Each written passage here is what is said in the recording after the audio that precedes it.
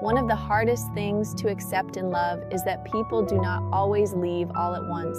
Sometimes they leave in layers. Sometimes they leave emotionally before they leave physically, before they leave the conversation, before they leave the routine, before they leave the connection in any obvious way.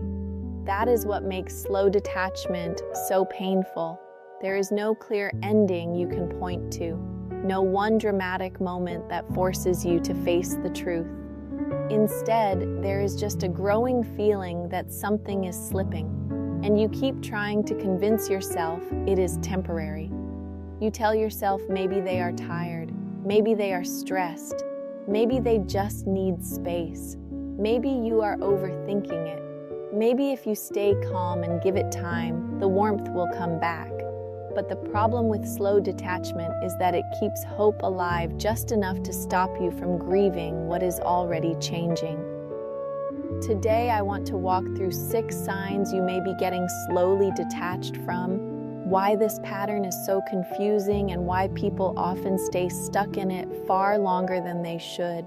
Stay with me until the end, because the last sign is the one that hurts the most.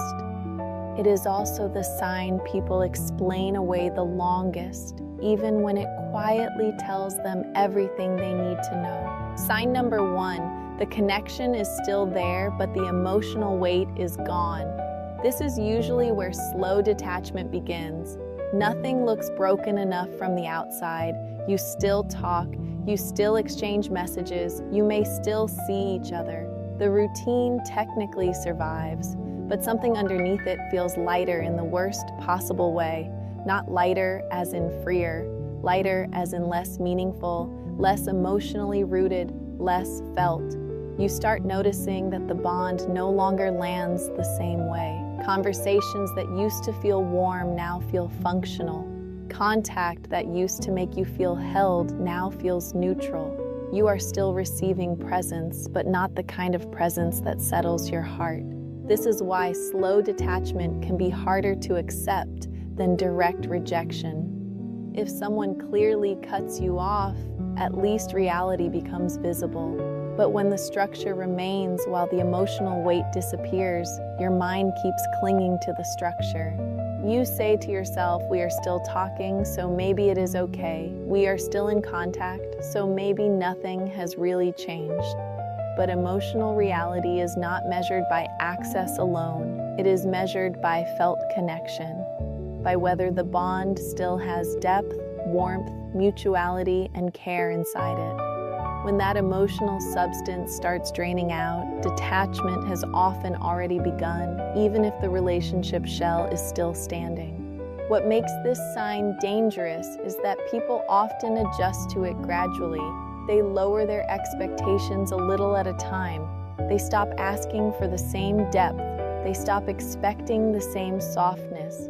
They become grateful for less and less because they are so afraid of losing the bond entirely. That is how slow detachment trains you to betray your own emotional standards. You start calling crumbs consistency. You start calling politeness care. You start calling access closeness. And because the change happened gradually, you may not even realize how much the bond has thinned until you compare it to what it used to feel like. This is why the first sign matters so much. It is not just that the connection feels different. It is that you can feel yourself working harder to emotionally fill in what is no longer being naturally given. You reread messages looking for warmth. You overvalue brief moments of softness. You convince yourself that a tiny return of affection means the bond is fine again. But deep down, your body already knows something is off. That is why you feel unsettled. When someone is slowly detaching, they often stop feeding the connection emotionally long before they stop participating in it behaviorally. And that gap between behavior and feeling is where confusion grows. Sign number 2, curiosity about you starts disappearing. This is one of the clearest signs that emotional investment is shrinking. Because when someone feels connected to you, they stay interested in your inner world. They want to know how you are. what you are thinking, what is weighing on you, what excited you, what changed in your day, what matters to you lately. Curiosity is one of the quietest forms of love. It is how people keep reaching toward who you are. So when someone starts detaching, one of the first things that often fades is that reaching.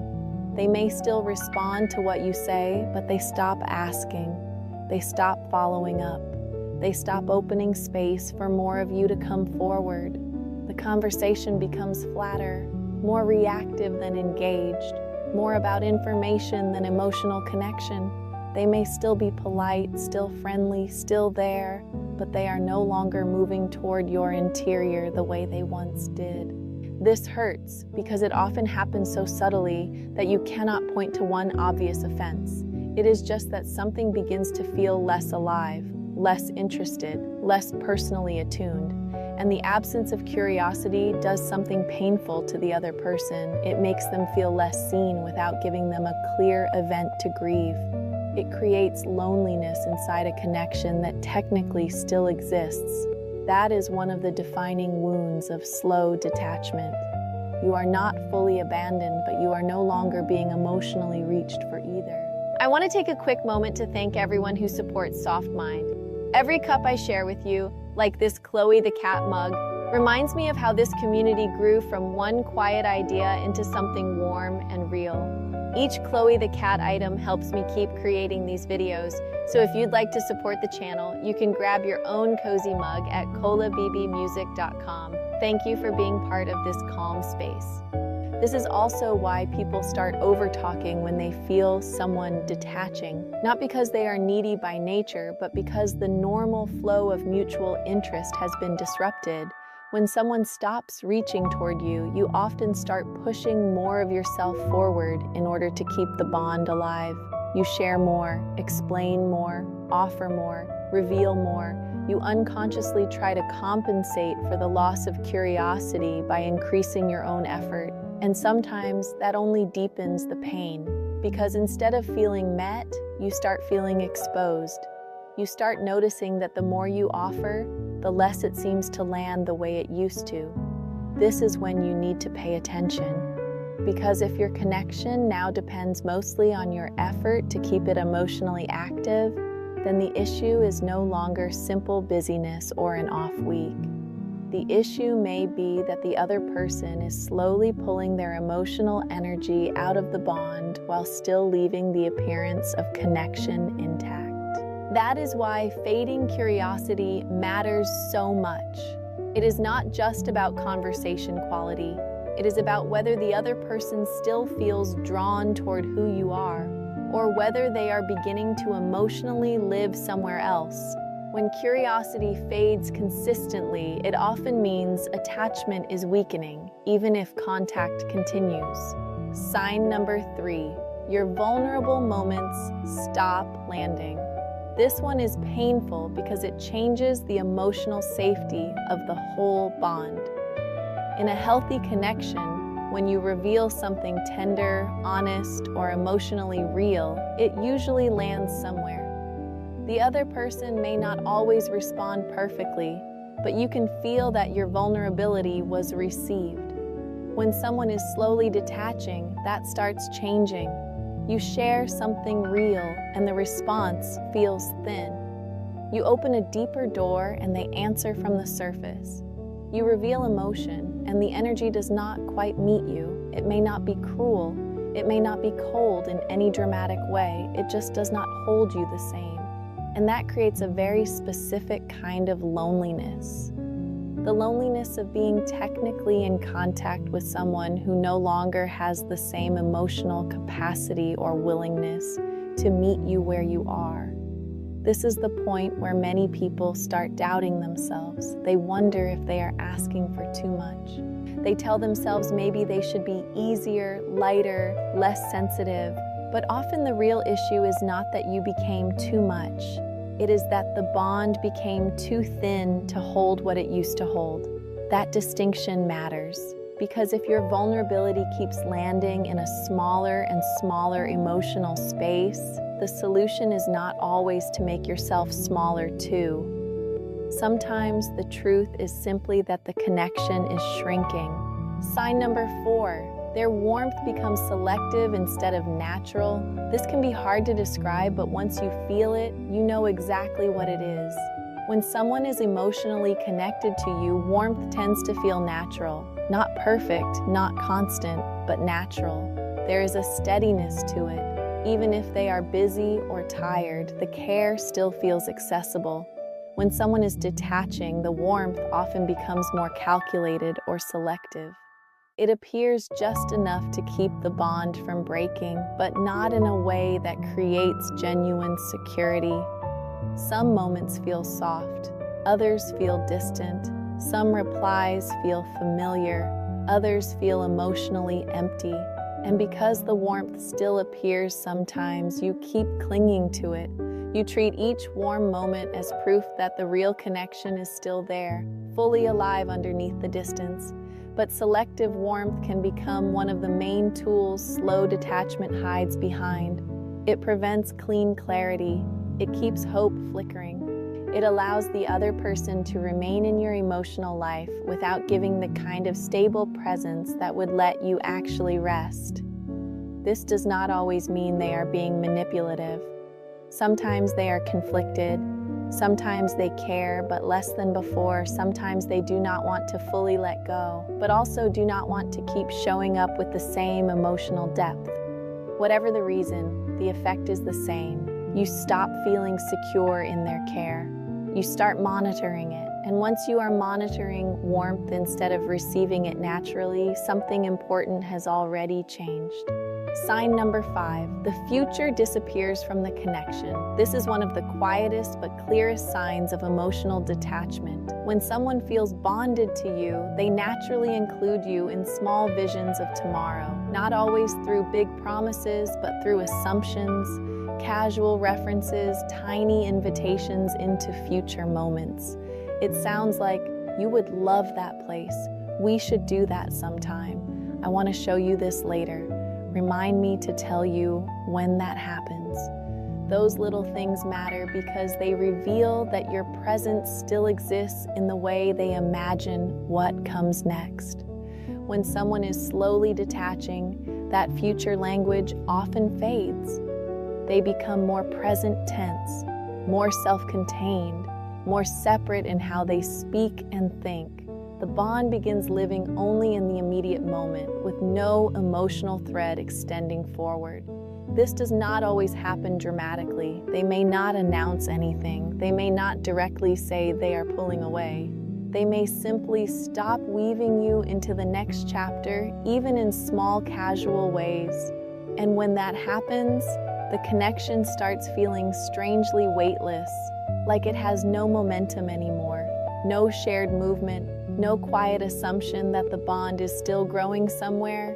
That absence matters more than people think, because relationships do not only survive on current contact, they survive on shared psychological future, on the feeling that this connection still belongs somewhere in tomorrow. When that disappears, the bond often starts dying long before either person says it out loud. Sign number 6, you leave interactions feeling emptier, not closer. This is the most painful sign and the most important one to trust. When someone is slowly detaching, you often stop feeling nourished by the connection. Even when you talk, even when they respond, even when there is still some contact, you leave the interaction feeling more alone than before. That feeling matters because the question is not just whether contact still exists. The question is what contact is now doing to your emotional state. Is it calming you? Is it grounding you? Is it helping the bond feel clearer and safer? Or is it making you more anxious, more confused, more depleted, more obsessed with trying to decode what is happening? A lot of people get trapped here because they keep chasing relief from the same place that is now producing the uncertainty. They think one more good conversation will fix it. One more warm moment will reassure them. One more emotionally honest exchange will restore what used to be there. But if the overall pattern keeps leaving you emptier, then your body may already be understanding something your hope is still trying to negotiate with. That is why this sign matters so much, because emotional truth often shows up in impact before it shows up in explanation. If talking to them now consistently leaves you feeling more alone, it may be because you are trying to hold onto a version of the connection that they are no longer fully inside with you. So what do you do if you recognize these signs? First, stop waiting for detachment to become dramatic before you let yourself call it real. Slow detachment is still detachment. The fact that it happened quietly does not make it less true. Second, stop grading the connection on a curve just because you are afraid to lose it. Do not teach yourself to accept less and less emotional presence and call that maturity. Do not shrink your needs until they fit inside someone else's withdrawal. Third, look at patterns, not isolated moments. One warm reply does not erase weeks of emotional distance. One good night does not cancel a larger pattern of thinning connection. If the bond is repeatedly leaving you emptier, less seen, and more uncertain, that pattern deserves more honesty than hope alone can give it. And finally, remember this. Someone slowly detaching from you does not mean you were hard to love. It does not mean your depth was the problem. It does not mean you asked for too much by wanting consistency, curiosity, tenderness, and emotional presence. Sometimes it simply means the bond is changing, and the most painful part is that you are the one feeling it first. If this episode gave language to something you have been struggling to name, let me know in the comments which sign hit the hardest. And if you want more calm, honest conversations about love, attachment, mixed signals, and emotional clarity, subscribe to Soft Mind. Some endings are loud, but some endings happen so quietly that you do not realize you are grieving until you have already been lonely for a long time.